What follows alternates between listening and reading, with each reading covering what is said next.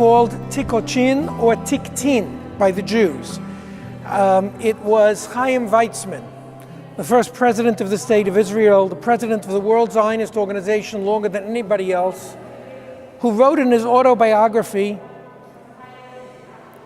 He was a scientist, and he called his autobiography Trial and Error, the exact opposite of the scientific method describing his life. He had a great sense of humor. Chaim Weizmann writes about how, growing up in a shtetl, he said, we lived with Christian neighbors, but we lived in two different worlds. We lived on a different calendar. We spoke a different language. By the way, just think about this in terms of the comparison and contrast to our lives. A different calendar, a different language. He said we even called the town by a different name. In many cases, the town that Jews and Christians lived in had a different name for the Jews and for the Christians. It was Tykocin for the Poles, it was Tykocin for the Jews. This town first has Jews in 1522. We know it because we have the document where the local nobleman invites 10 Jewish families to come settle in his town. They come from the nearby town called Grodno. Why 10 families? Because even he understands Jews will want a community, they'll want a minyan. They come in 1522. By the mid-1800s, they're 3/4 of the town. There were about 3,500 Jews living here. In the mid-1800s, there were very prominent rabbis here, including Rav Shmuel Edels, the Maharsha, who appears in the back of the Gemara, in most of the classical editions of the Gemara. The Pnei Yehoshua, Rav Yehoshua Pollack, was also here. Rabbi Yehuda Ashkenazi, whom some of us know as the Be'er Heitev. If you learn Mishnah Brura, you know on the same page there's a commentary called the Be'er Heitev. He's from here, from Tykocin. Let's move to a very important woman who came from Tykocin, a woman by the name of Rivka Tykociner. Rivka of Tykocin. Rivka Tykociner is the first woman that we know to publish a Yiddish book. It's published in 1609 in Prague. It's called Meineket Rivka, the nursemaid of Rivka. And it's a book it's a book written for women, very clearly. And it's a book of Musar and a book of Halacha. She quotes not only Chumash and not only Rashi and not only Mishnah, she quotes from the Gemara. This shul is built in 1642. We're sitting in a shul that is about 370 years old. Just to put things in perspective, Jews were davening in this shul for more than a century before the American Revolution. Just to put it in perspective. It's a beautiful shul. It's built in the Baroque style. One of the things that you'll notice is that we took steps down. That you step down into a shul. If you go to old shuls, we'll go to the Ramah shul, you'll see the same thing, built in the 1500s. Why is that? Why do you step down into a shul? Mima makim kraticha Hashem. From the depths I call out to you, God. And so normally the convention was you step down into a shul. Not only do you step down into the shul, but the shliach tzibur, the prayer leader, usually the tile was missing from his spot so that he was also a little bit lower. We'll see that, I think, in the Ramah shul. We'll see that as well. Putting tefillot on the wall was a convention. It was a convention that it predated the building of this shul. And part of the convention was because the printing press hadn't yet been invented, many people didn't have sidurim, and so they don't put the Shema on the wall, they put tefillot that are said less often. You don't see Ashrei, okay? Because that's the kind of thing people know by heart. But for the most part, I don't want to say exclusively, what you see are things that are said less frequently.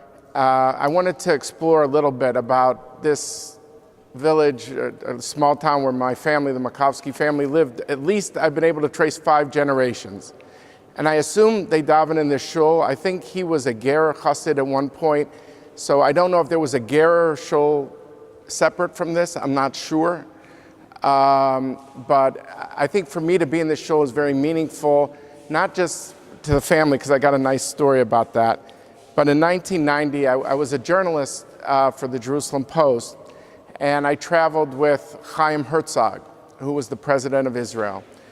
And he invited me to be in touch with him, and I used to come see him every while, and it turns out I've become very friendly with his son, not the politician, but the other one, Mike Herzog, who became a brigadier general in Israel. And he said, and somehow we started talking about this town, Tykocin.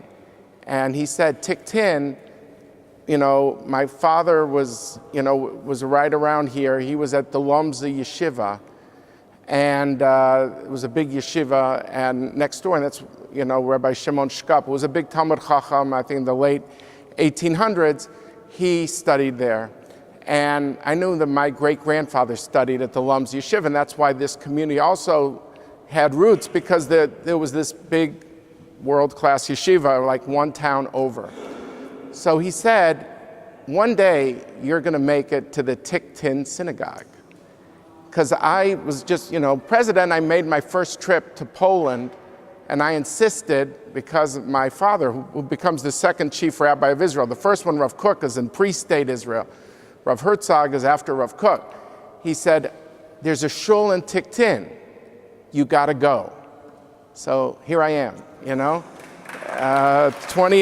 28 years later. So I did a little basic genealogy, and anyone who's done this in America with whatever it is, JER Poland, or knows that all roads lead through the Mormon Church, because they think that they can convert you retroactively. So a lot of the microfilm and everything goes through there. So I wanted to find out, how far back does my family go in Tykocin? So I did the microfilm, I did all that, and I found out that I can trace it at least 5 generations back to 1828. There was a Gershon Makovsky who had a son named Moshe David Makovsky, who had a son, Avram Usher Makovsky, who had a son named Moshe David Makovsky, who had a son, Avram Usher Makovsky. And that was 1876, he was born. But his family, at least I could trace it back to 1828. I think it could be before, we just don't have the records. And in all these places, there's a town place where they write in Polish, birth so-and-so, marriage so-and-so, death so-and-so, all handwritten out.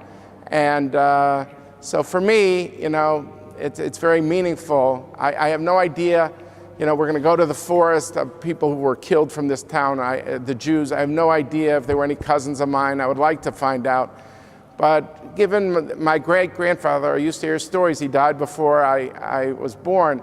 But I knew that he was a huge influence, not just on his father and making sure that it was a family that kept mitzvot, but on my dad, who was growing up in St. Louis, and then they didn't have a day school, but they called the Yeshiva Zechariah Yosef, was named after the former chief rabbi, and they were there 4 hours a day, and my great-grandfather, who was born here in Tykocin, would come all the time to see my dad and his learning, and I know my dad said that his grandfather would come and make the effort just to see how his learning would go in the school, in the yeshiva in St. Louis. It made a huge impact on him. So he's always been revered as the patriarch of the family. So for me, it adds a lot of meaning to this trip. Thank you all very much. I really want to thank both Davids, because you gave us a very personal and meaningful connection to this place.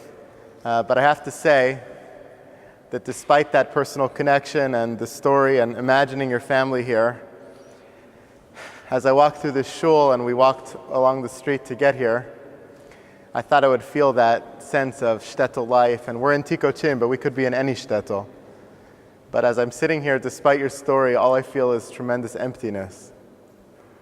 I see a shtetl filled with people, and I see now a shtetl empty of Jews. And all I can think about is going to Kent Mill and walking on Hermley and Auth and Brentwood and Lamberton and Kent Mill Road and seeing no Jews, and coming into the shul that's empty and seeing chas v'shalom no Jews.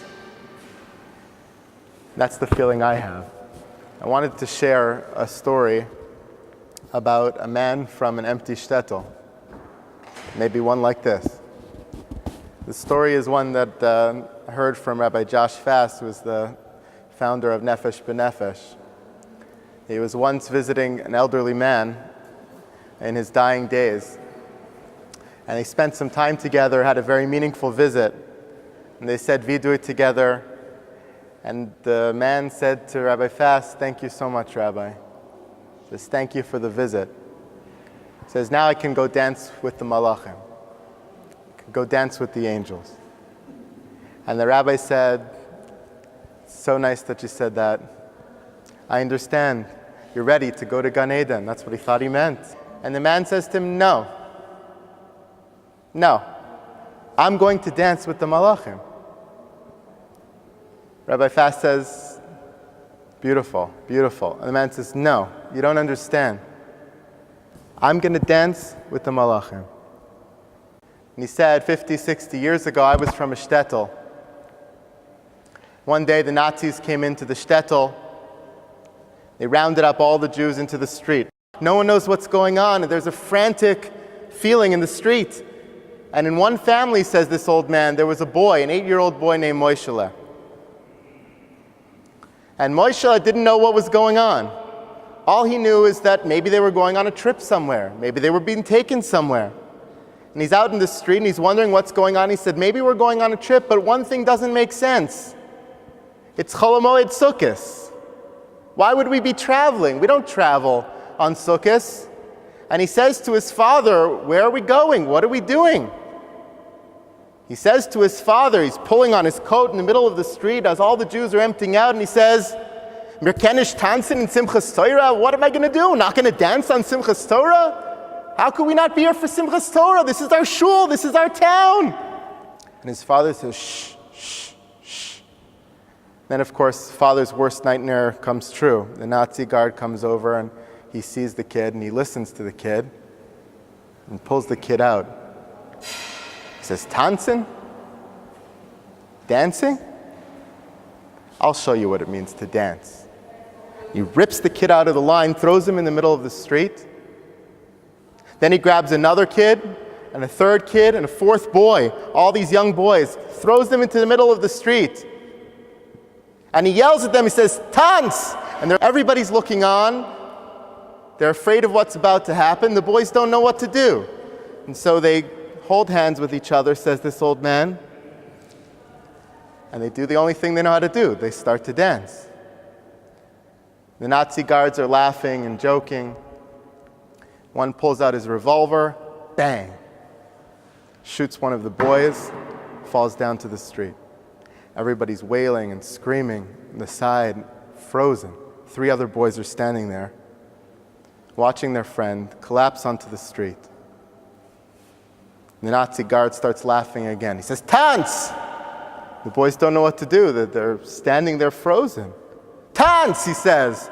They're afraid for their lives now. They grab hold of each other's hands, and the 3 remaining boys start to dance, looking at their friend, collapsed on the ground.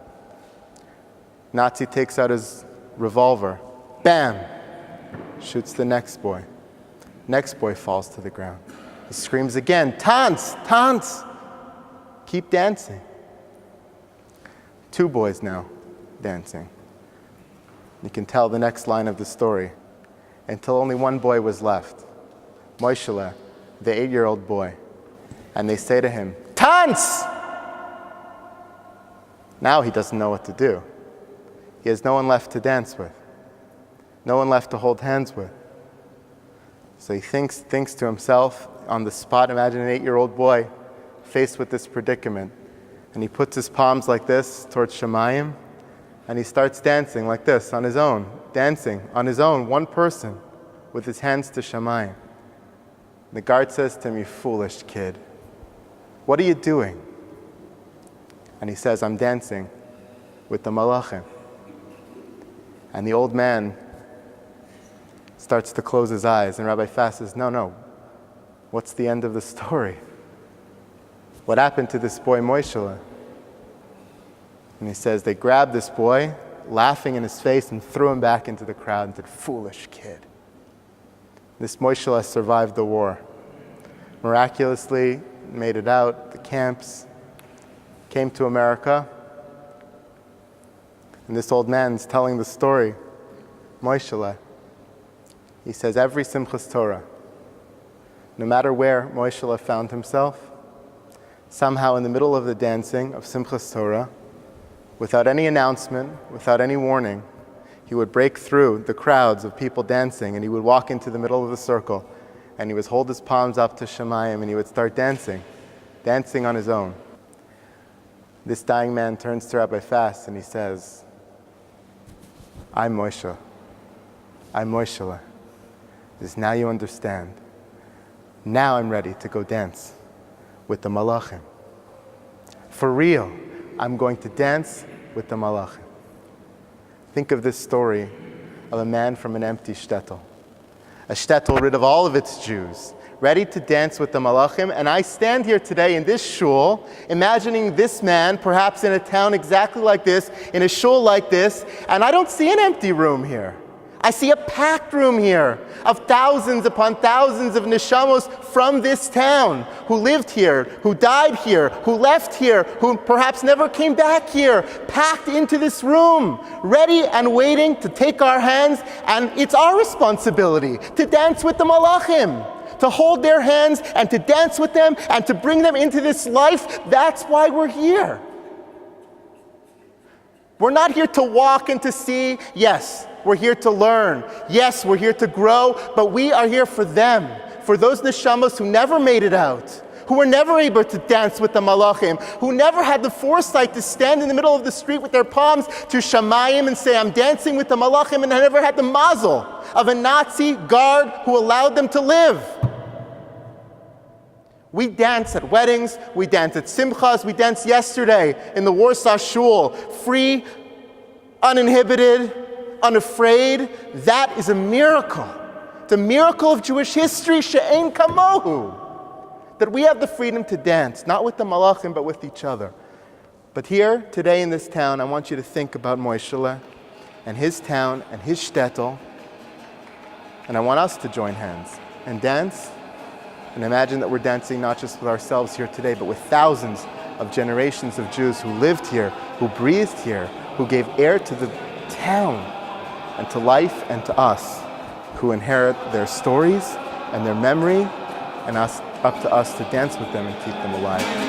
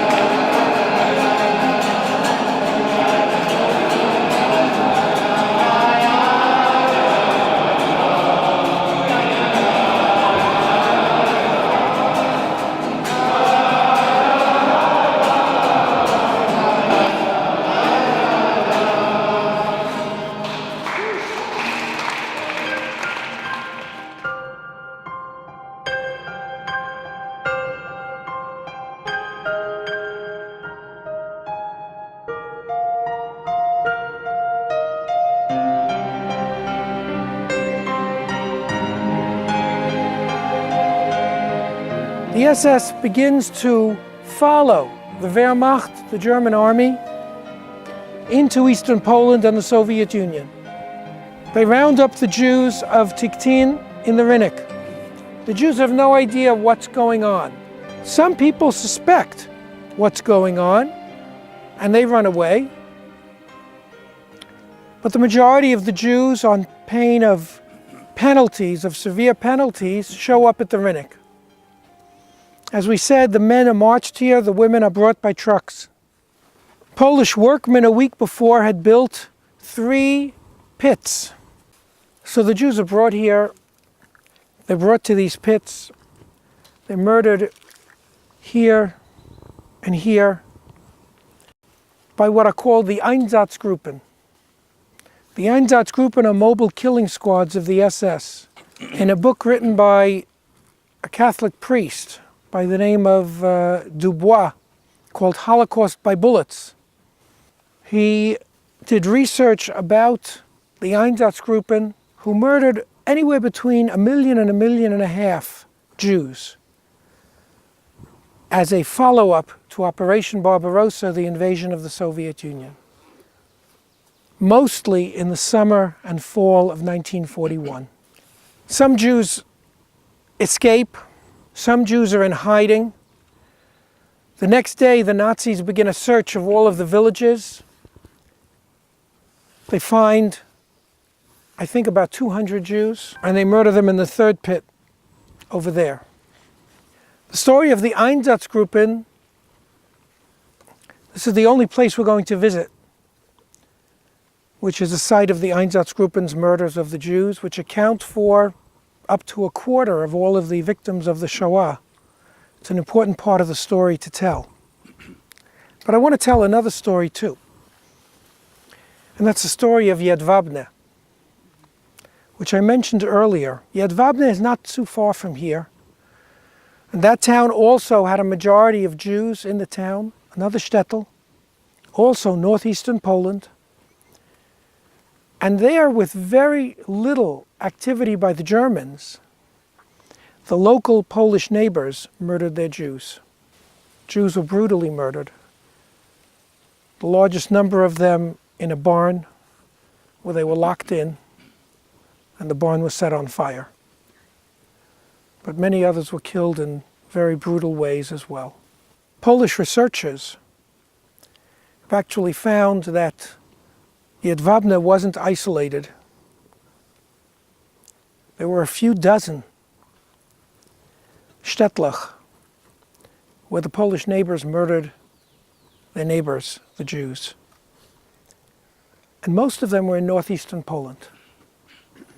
And I want to draw that parallel to Lithuania that I think it was David who mentioned about, because Lithuanian Jewry too was murdered mostly by Lithuanians, not far from here.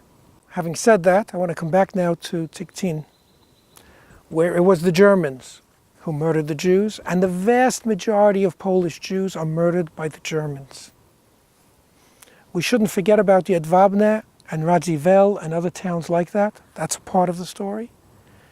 But unlike in Lithuania, unlike in Romania, the overwhelming majority of Jews in Poland are murdered by the Germans.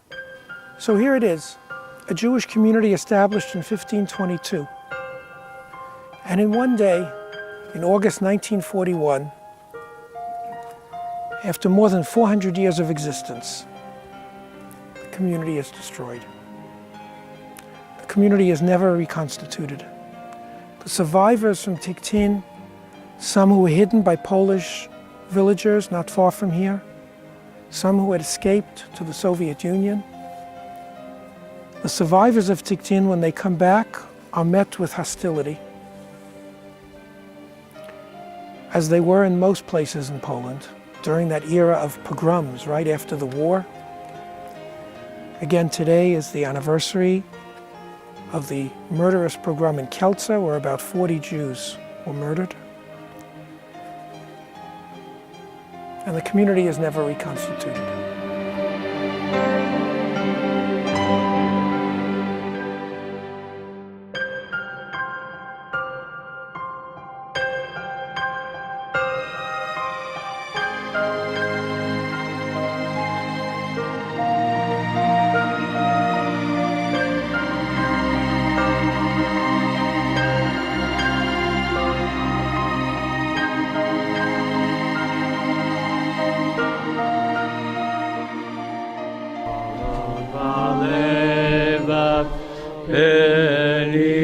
Elima nefesh Yehudi Omiya Uvatei Mizrach Kadima Sophia. Olavda tikvatenu, hatikva b'shnot alpayim, להיות עם חופשי בארצנו, ארץ ציון ירושלים, להיות עם חופשי בארצנו, ארץ ציון